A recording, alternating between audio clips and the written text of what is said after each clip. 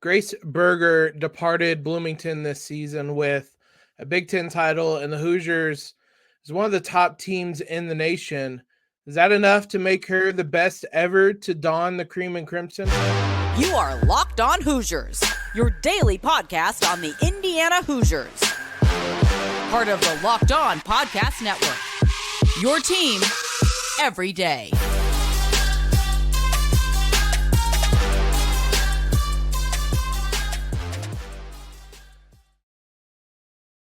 What is up, everybody? Welcome into another episode of Locked On Hoosiers on this Friday. I want to thank you guys for making us your first listen every single day or your first watch. As always, shout out to you guys. I don't know that we're going to be able to get to 1,000 subscribers by the end of this week unless you guys go absolutely crazy on this video. I know you guys can. I've seen it before. Please, if you haven't, subscribe to Locked On Hoosiers on YouTube. We are this close to 1,000 subscribers. We'll get there next week, but it'd be really cool if we could cap off this week with 1,000 subscribers. There's not much in terms of transfer news. I know we've been kind of talking about that a bit. Cormac Ryan, who the Hoosiers really just kind of reached out to, committed to North Carolina on Thursday. IU didn't even really strongly get involved with him. So outside of that, there wasn't much to talk about. We'd previously scrapped this episode earlier in the week, but I want to talk about Grace Berger. She deserves her own episode. She's going to get it on today.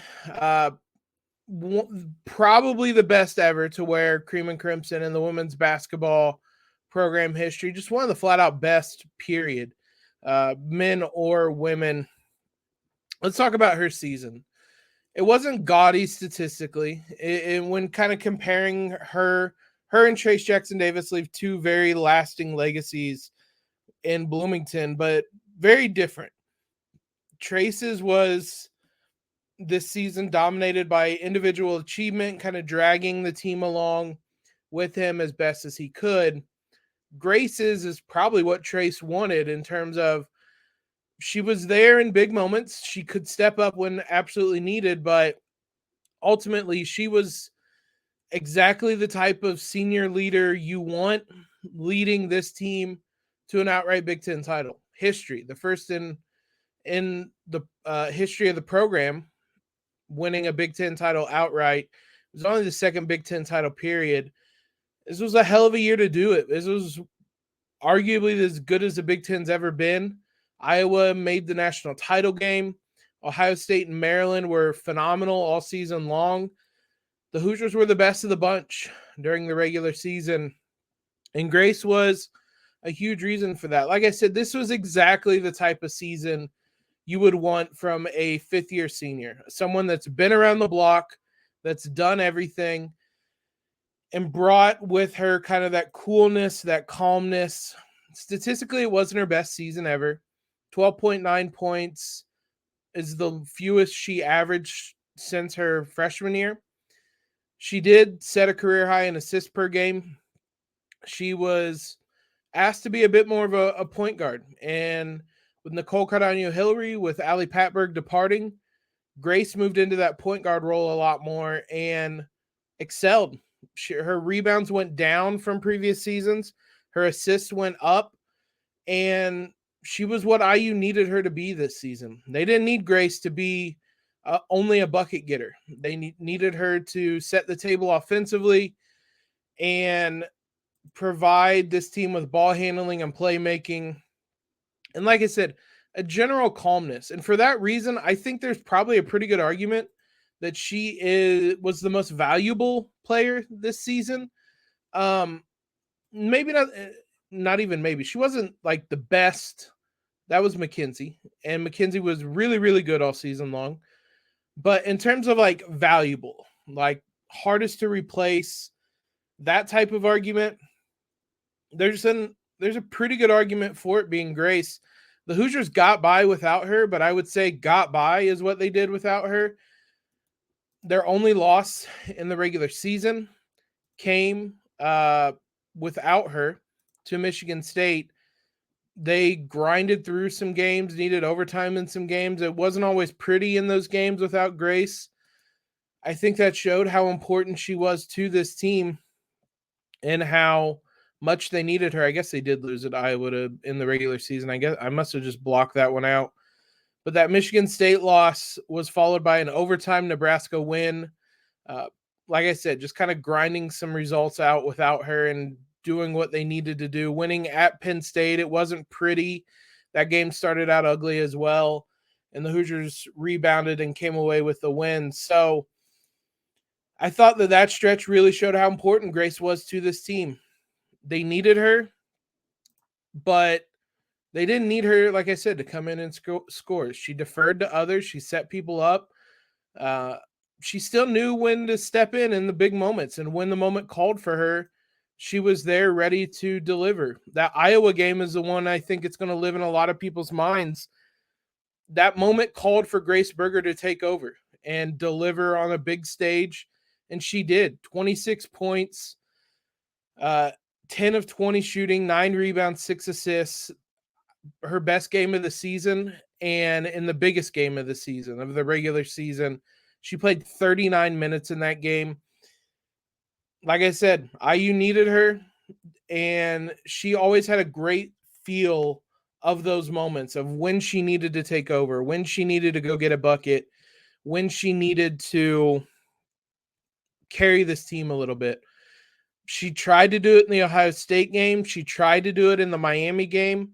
Down the stretch, Grace didn't want to end her season, her career like that. She missed a floater late in the game that probably will haunt her for a little bit. But ultimately, in all the big moments, Grace was right in the middle of them. That's what you want your senior leader to be present, to be involved in all those moments. And she delivered time and time again. Fortunately, that injury she had wasn't one that kept her out the whole season, nor was it one that really impacted her when she came back. She was still able to play at a high level, and at least she got the plaudits she deserved in helping this program win a Big Ten title. Because of that, she's going to have a lasting legacy that might be the greatest in program history. We're going to debate that and look at just what that legacy is that she leaves in Bloomington now. Before we do that, something exciting is coming to Built.com tomorrow. I don't have all the details yet, but the excitement is real. Something you guys don't want to miss. If you know how Built works, they have the most incredible protein bars in the world, and they do these amazing flavor drops with unreal flavors in limited quantity.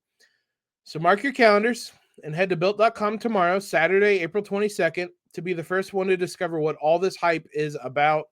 I cannot wait to see what this new flavor is. Make sure you use promo code LOCKEDON15. You'll get 15% off your order. Thank you guys for making Locked On Hoosiers your first listen every day. Everydayers, you've been with us throughout the week as we've gotten the latest for you on transfer rumors and reports and news, as well as talking about Trace Jackson Davis and his legacy in Bloomington. We'll continue next week, continue talking about transfer news. I think it'll probably heat up. The Hoosiers have some recruiting to do in the next couple of weeks, so I think it'll heat up once again. Also, be sure to check out Locked On's NFL Mock Draft Special. It's here and bigger than ever. Follow along all 32 teams' picks in a 6-episode ultimate mock draft. Only Locked On. It's one that only Locked On can deliver. All the episodes are available now on Locked On NFL Draft on YouTube, wherever you listen to podcasts. So I'm going to be a Hoosier drafted in the first round, but I'm sure a lot of you guys will want to hear what the Colts are going to do at the quarterback position. Whatever your team may be, these guys have you covered. Is Grace the greatest in program history? It's a short list that she's on. Tyra Buss was up there kind of in her own company for quite a while. She was the one that had delivered this team to its highest heights. Her and Amanda Cahill for a long time hanging that NIT banner in Assembly Hall.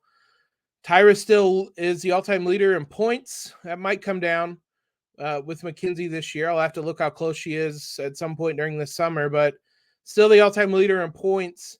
I would say it's kind of a 3-person argument right now. maybe a fourth with Amanda Cahill, but I think it's Grace, Tyra, and Mackenzie Holmes. This is probably only an argument for this year, because if Mackenzie just repeats what she did last year, she'll honestly kind of be a runaway for the best player in program history. Back-to-back first-team All-American selections, like that's a best player in program history for most programs. But this season, I think I would probably, there might be some recency bias baked into this. I would say Grace is the best in program history. She was the one that delivered this team to its highest heights ever. It's not a coincidence that IU's rise has coincided with Grace Berger being in Bloomington. It hasn't entirely been her by any means. Terry Morin has been there every step of the way, and she is the one that has ultimately been most responsible, for bringing this program as far as it's come. But Grace has been right there alongside her from day one, really. Grace has been there right alongside her. She's the one that has made IU relevant, not just in a Big Ten discussion, but in a national discussion. We could sit there this season and debate IU is among the best teams in the country. And a large part of that is because of Grace. I think we talked about her ability to kind of fit in how IU needed her this year. That is part of what makes her so special. Is last year she was asked to do a different role entirely. She was needed as a scorer. She averaged a career high in points, 16.2. She wasn't really asked to play make. She didn't really need to have the ball in her hands in terms of playmaking near as much. And IU found success with that. And then this season, they switched the role around. She doesn't need to rebound as much. She needs to play make more. She doesn't need to score as much. And the result is, as a team, IU taking its biggest leap yet. It's interesting just looking at some of the advanced numbers. Her usage rate actually went down this season. I would say that's probably because usage rate is just a measure of how many possessions, an estimate of the percentage of possessions that end with you on the floor, whether it's via assist or scoring. Grace had a lot of pass leading to the pass type of plays, whereas last season she had a lot of taking the shot type of plays. That's kind of a rough estimate of why I think it went down, because her assist rate skyrocketed, her rebound percentage dropped, her free throw rate dropped, her three-point rate went up a little bit, but she was more efficient than she ever has been. And that's just a testament to her doing what was needed. And that is a valuable skill set, being this kind of malleable player that can fill in multiple roles and do what this program needed. She was as important as she's ever been. That didn't change this season, even if her role did. IU needed her. But I just think that malleability, is that a word? It might be a word. Being as malleable as she was is part of the reason why I think she's the best player this program has seen, the most talented player. IU needed her to do different things throughout her career, and she was always right there ready to do it. I think the other big thing with her is she chose IU when it wasn't cool. Like, I don't even know necessarily how quote unquote cool it is now. I think the Hoosiers are going to be in discussions with a lot of top in-state recruits, which hasn't always happened with Indiana. But when she chose Indiana they weren't even really that relevant in the Big Ten. The season prior to her joining, they were 23-14. Terry Morin was here, but they finished 7th in the Big Ten. They were 21-13 her freshman year and 10th in the Big Ten. It wasn't until after that they started to kind of rise up the Big Ten rankings and then the national rankings. So she saw something with this campus, this staff, with Terry Morin, with this team, with this program that she liked. And then she came here and put in the work and became a tremendous player. a tremendous asset to this team and a tremendous person along the way. I'm incredibly excited to see her with the Fever. Probably going to buy season tickets, if I'm being honest, because of Grace Berger. And I'm just excited at the fact that she gets to stay close to home. Even if home for her isn't specifically Indiana, it's this area, the Midwest area. So excited to see that. But let me know, do you think she's the best in program history? There's a very short list that she's on. I might have forgotten some people, but considering what she has helped this program become, which isn't necessarily a tangible thing, though there is a Big Ten title to point to and hold, and that is tangible. But what she's helped this elevate this program into is kind of intangible, but I think is the biggest positive mark on her resume, if you speak about whether she's the best this program's seen. Because of all that, she is going to be tough to replace next season. We'll discuss how the Hoosiers can go about that, who might be stepping up, and how you replace what Grace Berger did last season. We'll do all that here in a moment. So IU kind of got a taste of what it's going to take to replace Grace Berger mid-season this year. It's a challenge. I mean, we spoke about it. IU didn't look great without her. They won. They were still good. They weren't top 2 in the country good during that stretch. They got a little lucky in some regards that they had what ultimately ended up being a pretty favorable schedule for that stretch. And so but now that I think this roster is kind of aware of what they're going to have to do to replace her. IU needed her as this calming force, as this floor general, as someone to set up the offense. They really missed that without her.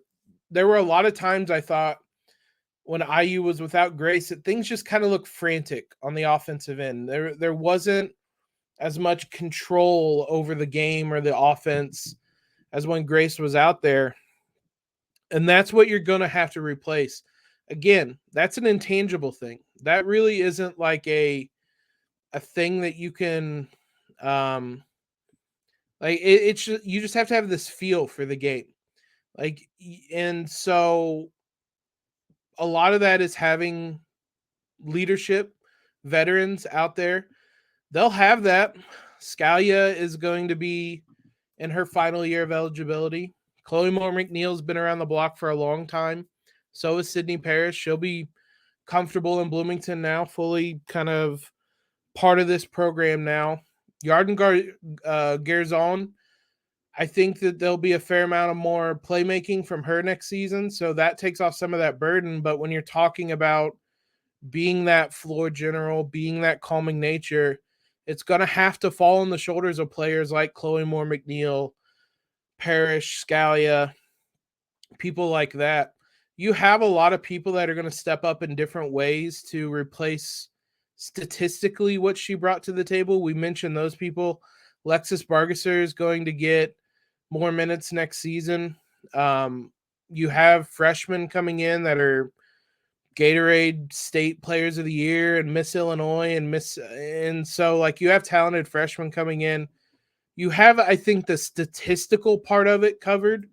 It's going to be the other stuff that you can't really quantify. That was the word I was looking for earlier. You can't really quantify what the leadership part of what she brought to the table. That's what's going to be hardest to replace. You can look in the transfer portal. That's going to be hard to do as well, though, because it's hard for someone to come in and be a leader of a team that they are just meeting. So I think it's going to have to come within. It, to a certain degree, you're just not going to be able to replace what she did. Grace had a sense of knowing what the moment called for, whether it called for her to do something, to get to the mid-range and score, to get to the basket and draw a foul, to set up a pick and roll for McKenzie, to get her a post touch, things that you expect a point guard to know. She did. That's hard to replace. Those types of things are years in the making. I think Chloe Moore-McNeil could be someone like that, but that's going to be a big step up for her. She took a big step forward as a ball handler this season, and she was the one that assumed a lot of those duties when Grace went down. It's an even bigger burden that might be placed on her next season to be that point guard and be that ball handler and be that person to do all those things. She can do it, but it's a tough task to fill the holes left or the shoes left by Grace Berger. You're not going to totally replace her. You have a lot of talented players that as a collective might be able to do so, but Grace is going to be missed, man. There were very few players, men's or women's, that I enjoyed watching as much as her. There was just a smoothness to her game that she was an absolute joy to watch. It felt like she could get anywhere on the court she needed or wanted to get that mid-range jumper, and there aren't a lot of players that have that ability. So I'll miss watching her do it for the Hoosiers. I'm excited to watch her do it for the Fever. Thanks again, guys, for making Locked On Hoosiers your first listen every day. Every day is next week on the show. We will have the latest in transfer recruiting and high school recruiting. That I think will all kick back up again over the weekend. We'll get you caught up with that on Monday. Let me know in the comments below, in the reviews on iTunes, if you guys are an everydayer. If you're tuning in every day, let me know. I want to see all that love and support from you guys. Follow us on Twitter if you haven't already at LO_Hoosiers. Subscribe and leave that rating, letting me know you're an everydayer. Leave a review while you're doing it, but appreciate all the love and support you guys have given. Couldn't have imagined ever getting to these heights, and we're still growing. We ain't stopping here. So hope everybody has a terrific weekend, and as always, guys, LEO.